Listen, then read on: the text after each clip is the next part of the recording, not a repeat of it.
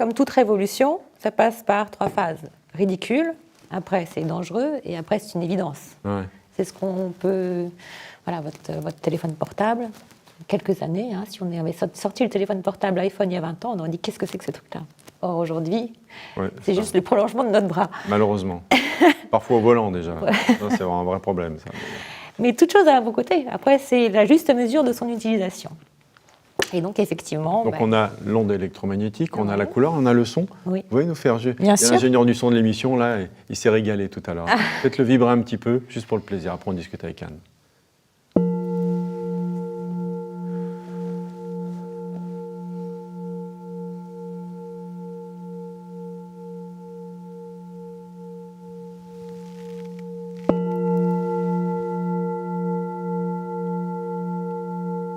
On n'a pas envie de rompre en ce moment, mais je vais être obligé quand même pour vous poser quelques questions.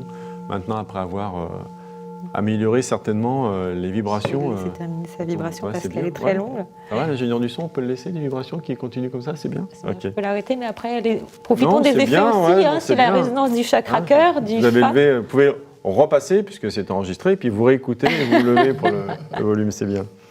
Donc, thérapeute en hypnose, thérapie brève, holistique et soins vibratoires, et surtout créatrice de cette technique agapé, donc, qui regroupe finalement votre expérience de vie. Mais après, pour peut-être rassurer les personnes, il fallait mettre un nom dessus, et vous avez mis donc, ce nom agapé. Vous dites, je suis médecin de l'âme, j'aime beaucoup, et j'en ai parlé en début d'émission dans le plateau, j'aime bien parce que vous parlez d'auto-sabotage.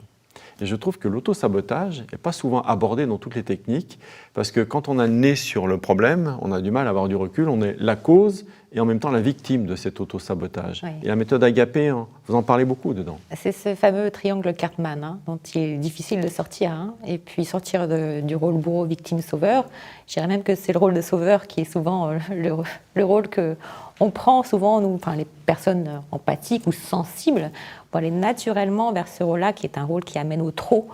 Voilà. Et ce rôle-là, on ne le voit pas. On ne voit pas qu'on le joue, ou qu'on joue un de ces 3 rôles. Hein. Et à travers la méthode agapé, agapé, en fait, c'est le nom de mon âme. C'est une fois que j'ai fait le tour, en fait, on a discuté un petit peu avant l'émission, on ne va pas vous raconter tout ça, mais de tout ce que je n'étais pas, parcours très éclectique. Éclectique, exotique, comme beaucoup, une vie est bien normée, tout va bien, on a les gommettes au bon endroit et puis tout explose. Voilà, le luxe apparent, la vie idéale apparente, et puis malgré tout un tas de réussites professionnelles, matérielles, sentimentales, en apparence, et bien, en fin de compte... Ce n'était pas votre chemin. Ce n'était pas mon chemin. En tout cas, je l'ai expérimenté pendant un certain temps, jusqu'à ce que mon âme dise « ça suffit maintenant, tu as fait suffisamment l'expérience de tout ce que tu n'étais pas, prends le chemin de la découverte de ton soi, de toi ». Effectivement, j'ai eu diverses expériences mystiques, beaucoup plus jeunes, que je n'ai pas voulu voir, parce que surtout pas avec les croyances familiales, ancestrales, culturelles que je portais. Ça ne se faisait pas, ça ne se disait pas. Donc je les ai tues, mais en même temps que je les ai tues, j'ai tué quelque part mon âme. Jusqu'à ce fameux déclic, où là j'ai essayé de comprendre en fait. J'ai poussé les barreaux de ma cage et je suis allée voir plus loin. Et j'ai récolté tout un tas d'outils. Alors les outils que j'ai récoltés, c'est effectivement les techniques d'hypnose, hypnose ericksonienne, hypnose humaniste, compréhension en fait de tout ce qui est transgénérationnel, certifié en psychopathologie, etc. Et puis tout un tas d'outils aussi vibratoires, notamment l'activation des flammes sacrées, tout un tas de choses qui sont peut-être encore pas très démocratisées, mais tellement puissantes avec les couleurs, avec la puissance des vibrations, avec les plantes. Et vous avez expérimenté, hein, c'est ça. Et j'ai surtout expérimenté là, pas dans ma chair. Voilà, dans la chair, c'est pas juste de la théorie, vous êtes allé voir. Hein. Vous avez mouillé le maillot, comme on dit en sport. Oui, j'ai vraiment mouillé le maillot. Et en fait, avec tous ces outils, eh bien, en fait, la méthode agapé est née. D'accord. Et voilà. Et en fait, c'est le principe d'utiliser le pouvoir du verbe, le pouvoir créateur du verbe, qu'on a tous. Et on a un pouvoir avec notre verbe absolument fantastique. Et puis, la puissance des vibrations. Et en fin de compte, on est un corps physique et nos corps subtils, hein, nos différents corps subtils, qui sont en relation avec les fréquences et avec les couleurs.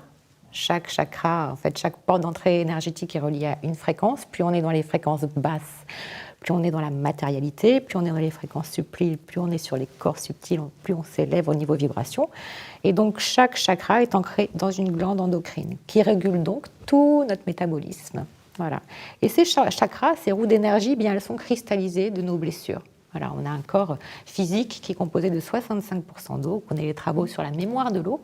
Donc on est en mesure de comprendre au jour d'aujourd'hui combien intérieurement, je dirais, vous avez certainement vu le film Les Visiteurs, et ben, on a une hygiène de vie, c'est-à-dire on se brosse les dents, on se nettoie, etc. Mais alors intérieurement, si vous saviez dans quel état on est, on ne nettoie pas assez souvent. Ouais, pathétique. C'est ça, ouais. Voilà, donc en fait, voilà. C'est une méthode pour nettoyer. Un peu, nettoyer les cellules, nettoyer l'intérieur. Voilà. Je suis à la fois une accoucheuse d'âme, je suis à la fois informaticienne aussi de cet inconscient qui nous gouverne, qui gère 99% de nos automatismes. Donc en fait, l'idée étant de mettre en conscience, moi je suis un guide, et je livre, j'apporte à la personne les clés de guérison que j'ai acquises et que je continue d'apprendre pour moi-même. Donc la première chose, c'est de mettre en conscience. C'est pour ça que je peux apporter en fait cette outil qui est fantastique avec les méthodes Agapé, avec des personnes que j'accompagne en France et à l'étranger. Donc en fait par téléphone ou par Skype, avec les outils de la technologie moderne, on rassemble les morceaux du puzzle. En fait, j'ai la particularité, du coup, de dialoguer d'âme à âme. Donc en fait, son âme, l'âme de la personne, va me dire là où ça bug dans sa matrice. Donc on va aller à l'origine, à la source en fait du problème. Et c'est comme un entonnoir, on a nos histoires de vie non résolues, celles qui nous amènent justement en séance, en général quand on est à genoux, parce qu'avant, en fait, oui. On résiste bien, on va jusqu'au bout. On y va en curatif, pas en préventif. Voilà.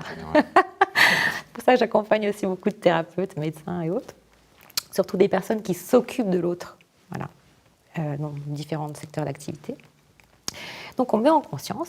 Après la mise en conscience, c'est bien, mais ça reste dans la matrice. Donc c'est un état modifié de conscience qu'il faut, d'où les techniques d'hypnose, effectivement, et les vibrations cristallines qui permettent en quelques secondes en fait, de passer en état delta, voire en état theta. Donc c'est l'état juste avant l'endormissement et c'est là où en fin de compte on peut reprogrammer en fait nos mémoires. Et vous pouvez le faire à distance. Et oui, avec la méthode EAP, en fait, ce sont des soins audio que j'enregistre en fonction du symptôme identifié, parce qu'on a tous, en fait, on porte tous en nous les mêmes blessures, quelque part. On y arrive on arrive chez le thérapeute à genoux par un burn-out, par un divorce, par un décès dont on n'arrive pas à faire le deuil, même au bout de quelques mois, par une rupture, quelle qu'elle soit, par une douleur physique, un problème d'eczéma. Il y a tellement de portes d'entrée. Mais tout ça, en fait, ça amène à la connaissance de soi. C'est connais-toi toi-même et tu connaîtras l'univers et les dieux. Et la connaissance de soi, elle est infinie. Et à la fois, on est tous là justement pour trouver notre unité intérieure. Et quand on arrive avec tout le travail, les cheminements individuels de chacun, ça vient d'une richesse. On est à la fois précurseur quelque part. Et on livre ça aux personnes qui sont à même de recevoir ces informations au jour d'aujourd'hui. Et je trouve ça juste parce que ce sont des chemins de vie qui sont colossaux, qui sont difficiles. Et félicitons nos avancées et nos travaux individuels, dont j'ai conscience aussi, parce que je rencontre beaucoup de personnes, des travailleurs de lumière, des light workers, on les appelle comme on veut, des personnes qui accompagnent ce changement de paradigme. Et trouver cette unité intérieure, ça demande aussi l'aide de l'autre. En général, quand on est à genoux, on nous amène toujours la bonne personne pour nous aider, ce qui a été mon cas, et je rends grâce pour cela. Là où les bonnes personnes. Là où les bonnes personnes, voilà, exactement. Quand je dis de la bonne personne, c'est au moment, à l'instant T. Et donc, par cette méthode, en fait, ce sont des soins audio, donc la personne l'intègre, elle est engagée dans son propre changement. Moi, après, je ne suis pas responsable. Voilà, c'est ça aussi. Je sors de mon rôle de sauveur, c'est-à-dire j'explique à la personne avec toute mon empathie, ma bienveillance, d'âme à âme, et après, la personne est autonome après que j'ai fait soins quantiques à distance ou en présentiel. Voilà, c'est valable aussi pour les personnes que j'accompagne en présentiel ou à distance, en collectif ou en individuel. Et donc, la personne continue son cheminement avec les soins audio pour réinformer son inconscient. Question, vous avez parlé de première sensation, expérience mystique très jeune. Il y en a une en particulier ? J'ai vécu un exorcisme, là, j'ai 18 ans.